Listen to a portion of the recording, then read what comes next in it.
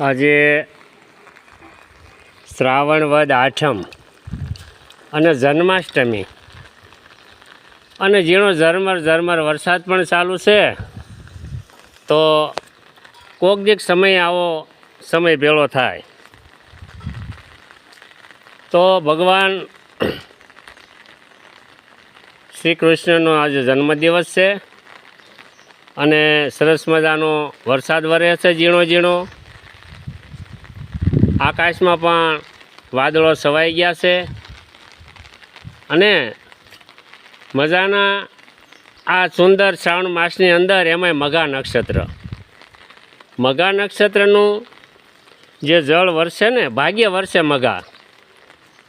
મઘા તો બારે પાદરા તો આદરાની ઘોડે, એમ વર્ષે મઘા તો કરે ખડના ઓગા.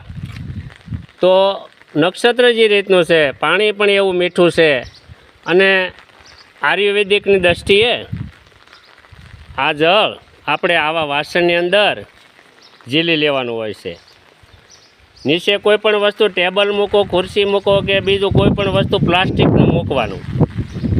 ખુરશી ઉપર અમે બકડિયા ધમેલા મૂકી દીધા છે, મોટું ટબ મૂક્યું છે. જેમ પોળું ટબ હશે તેમ વધારે આપણને ફાયદો થાય, એમ વધારે પાણી ઝીલી શકાય અથવા થોડાક વધારે વાસણ મૂકી શકાય. તમારા ફળિયામાં મૂકો, તમારી છત ઉપર મૂકો, મકાનના ધાબા ઉપર મૂકો, પણ સુરક્ષિત એનું પર બીજું કોઈ પણ પાણી પડવું ન જોઈએ. ઝાડ નીચે નહીં મૂકવાનું, નેવા નીચે નહીં મૂકવાનું, કારણ કે એ પાણી જો પડે તો એનો કરંટ વયો જાય. આ જમીનનું અર્થિંગ થવું ન જોઈએ. હવે આપણે આ મઘાનું પાણી ઝીલવાનું છે. હમણાં વરસાદનું વધારેમાં વધારે આગાહી છે, જોરદાર વરસાદ પડવાના છે. 5 ઇંચ 10 ઇંચ સુધીના વરસાદ કહે છે આગાહીવાળા. તો આપણે આ સમય મળ્યો છે તો બધાએ આ પાણી ઝીલી લેવું જોઈએ. આ મેં દેખાડ્યું તમને આ વાસણ એ રીતનું ઝીલવાનું છે. પછી હું તમને એને કેવી રીતે ભરવું એની તરકીબ બતાવું છું કે આને પાણી આપણો હાથ નીચે ક્યાંય અડવો ન જોઈએ. આપણે ક્યાંય પગ નીચે જમીનને અડતા ન હોવો જોઈએ. આપણે પાણી ભરીએ ત્યારે ટેબલ ઉપર બેસવું, ખુરશી ઉપર બેસવું અથવા નાનો પાટલા પર બેસીને એને એકવાર આ પાણીને ગાળી લેવાનું હોય છે.